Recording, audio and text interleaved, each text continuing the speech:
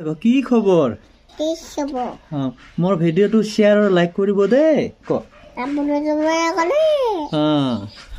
নমস্কাৰ বন্ধু আৰু বান্ধৱীসকল, গুড মৰ্ণিং মই নতুন এটি ভিডিঅ'লৈ সকলোকে পুনৰবাৰ স্বাগতম জনালো। আৰু বতৰ একেবাৰে সেমেকা, পুৰা একদম নিয়ৰ পৰি আছে। ৰাতিপুৱা মই গা চা ধুই পুৰা একদম চাফ চিকুণ হৈ গলো, কাৰণ আজি এটা খুব সুন্দৰ এটা অনুষ্ঠানত গৈ আছো। আৰু সেই অনুষ্ঠানৰ প্ৰেজেন্ট কেইখনমান প্ৰেজেন্ট মোৰ তাতে আছে। কি আছে মই লৈ গৈ আছো।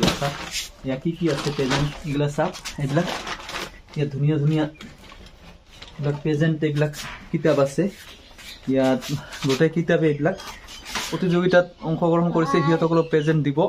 এইবিলাক পুৰস্কাৰ আছে চব, আৰু বহুত কিবা কিবি আছে মোৰ তাত। সেইখিনি কালি সুন্দৰ এটা অনুষ্ঠান দেখিবলৈ পাব। বলক তেতিয়াহ'লে ভিডিঅ'টো আৰম্ভ কৰো। বাবা একবাৰ কওক হাই কওক। হাই পৰিয়া আছো। বাবু ক কি খবৰ ক? কেমেৰাত ক কি খবৰ ক? কেমেৰাটো ভালকে ক কি খবৰ? মোৰ ভিডিঅ'টো শ্বেয়াৰ আৰু লাইক কৰিব দেই। ক পামে আৰু বেছি দূৰ নাই, আহিয়ে পালো।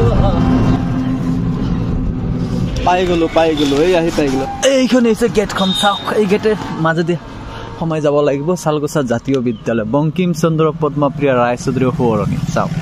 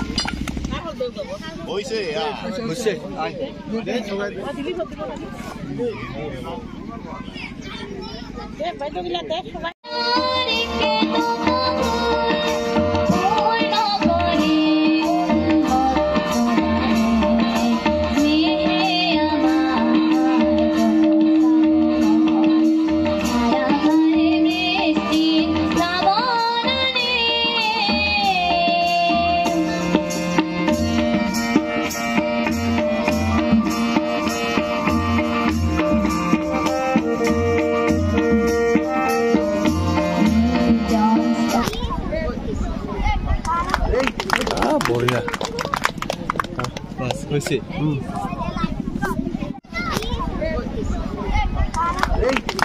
বঢ়িয়া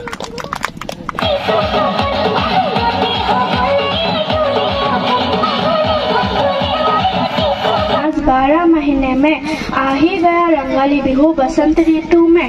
फिर आया कार्तिक महीना कंगाली नाम से, दीप जलाते नीचे हम तुलसी पौधे के। माघ महीना आ ही गया भोगाली नाम से, पीठा लड्डू खाते हम जी भर के। नमस्ते।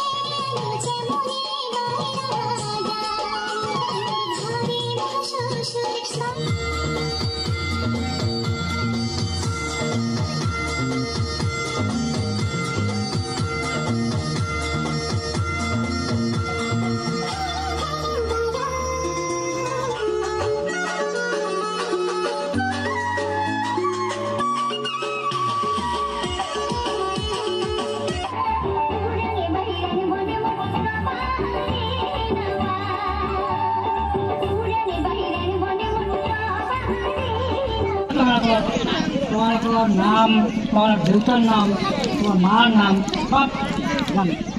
অন্য কিন্তু স্কুলের কোনো ছাত্রছাত্রীর নাম না থাকে, যেটা রেজিস্ট্রেটর আছে স্কুল কর্তৃপক্ষ করছে, তোমার নাম রেজিস্টার করছে, সব আছে তাদের ঘর তোমার নাম। তোমাকে স্কুলের নাম ভাল বেয়া করবা, তোমার এই জায়গার যে ইয়াত স্কুল আছে ইয়ার নাম ভাল, যাতে ভাল হয় তার জন্য চেষ্টা করবে। আরও জানা তোমাকে যে ইয়াত জাতীয় বিদ্যালয় শংকৰদেৱ তেনেকুৱা স্কুলে ভাল ৰিজাল্ট কৰিছে, গভৰ্ণমেণ্ট স্কুল। সেইটো ৰাখিব লাগিব তোমালোকৰ ওপৰত আমাৰ আস্থা থাকিল। তোমালোকে প্ৰত্যেকে এই যি মঞ্চটো বলিষ্ঠ যিবিলাক ভোটাৰ আছে তেওঁলোকৰ পৰা তথা দিছোঁ সকলোকে সেৱা জনোৱা তোমালোকৰ মংগল হওক সেইটো আমি কামনা কৰিছোঁ। ধন্যবাদ। এই স্কুলৰ পৰা প্ৰথম বেচ চাব ধৰিছে এইটো, ইয়াৰ ওপৰতে আমাৰ নাম নিৰ্ভৰ কৰিছে। আৰু মই আশীৰ্বাদ দিছোঁ।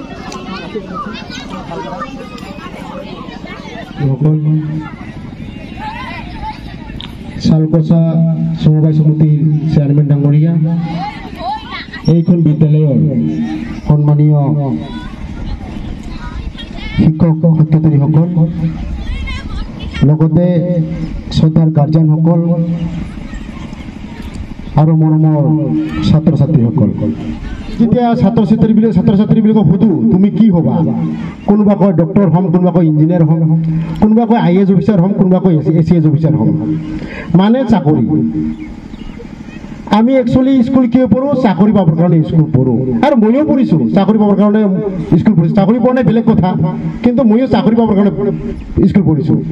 কিন্তু আমাৰ ৰং কনচেপ্ট, এইটো ৰং কনচেপ্ট হয়, এইটো ভুল ধাৰণা। আমি চাকৰি পাবৰ কাৰণে স্কুল পঢ়িব নালাগে, আমি জ্ঞান অৰ্জন কৰিবৰ কাৰণে স্কুল পঢ়িব লাগে। আমি স্কুলত জ্ঞান আহৰণ কৰিবৰ কাৰণে আমি স্কুল যাব লাগে। আৰু এই ধাৰণা আমাৰ যি ভুল ধাৰণা, আমাৰ এইটো মাইণ্ডত ছেট আপ হৈ গৈছে, মাথা বহুত উন্নত হৈছে। তো আমাৰ আগত কি আছিলে, এখন গাঁৱত এজন মেট্ৰিক পাছ, এখন অঞ্চল মিলি এজন BA পাছ, আৰু বহুটা অঞ্চল মিলি এখন MA পাছ।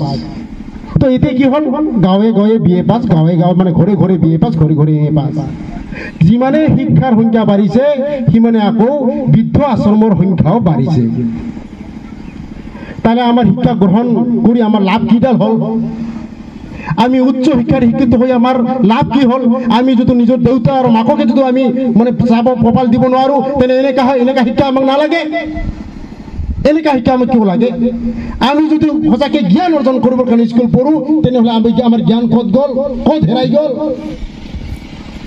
এই কাৰণে তো আমি আমাৰ শিক্ষা আমি জ্ঞান অৰ্জন কৰবৰ কাৰণে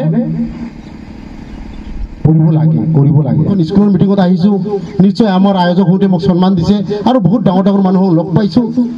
ইয়াৰ গাম্ভীৰ্যটো বেলেগ। আৰু মই যদি কাৰোবাৰ লগত মদ খাই থাকিলে হয়, তেতিয়া মোৰ মূল্য কি হৈ থাকিল হয়? এই কারণে আমি আমার মূল্য কত থাকিলে আমার মূল্য বৃদ্ধি হব, এইটো নিজে গম পাব লাগিব। মই কোন হয় আৰু মই কি কৰি ভাল পাওঁ। যি কি নহওক, মই আশা কৰিছোঁ তোমালোকে নিশ্চয় এইখন স্কুলত অধ্যয়ন কৰি এদিন তোমালোকৰ সপোন পূৰণ কৰিব। লগতে মা দেউতাকৰ সপোন আছে, মা দেউতাকৰ সপোন পূৰণ কৰিব লাগিব। আৰু লগতে আমাৰ সমাজৰো কাম কৰিব লাগিব। যি কি নহওক, আয়োজক সমিতিয়ে মাতি আনি, মোৰো সময় আজি নাই আৰু এটা মোৰ মিটিং আছে, তো মই বেছি সময় দিব নোৱাৰিম। আয়োজক সমিতি মাতি আনি মোক এইখিনি সন্মান দিয়াৰ কাৰণে ধন্যবাদ জ্ঞাপন কৰিছোঁ। আৰু যিহেতু মই এজন EM, তো মই দেখিছোঁ অহাৰ সময়ত ৰাস্তাটো একেবাৰে বেয়া হৈ আছে আৰু আমাৰ ক্লাছৰুমো বোলে নাই। তো মোৰ ফালৰ পৰা মই 5 লাখ টকা দিয়াৰ এটা প্ৰতিশ্ৰুতি প্ৰদান কৰিলোঁ। মই 5 লাখ টকা দি দিম। আৰু এইবাৰ ইলেকশ্যনত মই আমাৰ শংকৰদেৱত 5 লাখ টকা দিছোঁ এইবাৰ ইলেকশ্যনত, আৰু নেক্সট ইলেকশ্যনত মই ইয়াত 5 লাখ টকা দি দিম। আৰু কামটো কি কৰি 5 লাখ টকাটো কি কৰিব লাগিব, কামখিনি আপোনালোকে কৈ দিলে হ'ল। ক্লাছৰুম লাগে না ৰাস্তাটো লাগে, আপোনালোকে ডিচিশ্যনটো ল'ব। আপোনালোকে সিদ্ধান্ত দিলে মোক এপ্লিকেশ্যন হিচাপে, এপ্লিকেশ্যন নালাগে দিয়ক, মানে মুখ দি গ'লে হ'ল, ফোন দি গ'লে হ'ল, কি লাগে, ক্লাছৰুম লাগে না ৰাস্তা লাগে, মই কৰি দিম। 5 লাখ টকা মই দি দিম। যিখিনি হওক, বহুত বহুত ধন্যবাদ। আৰু লকম সহাকে আসিয়া ভাল লাগিল। সবাই ভালো থাক, সবাই সুস্থ থাক। আর সকালে আমার যেহেতু ভোগালী বিশু আসি আছে, পুষুনো আসি আছে, সবাইকে পুজোর শুভেচ্ছা আমি আগত করে দিলাম। সকালে মঙ্গল কামনা করো। ধন্যবাদ, থ্যাংক ইউ।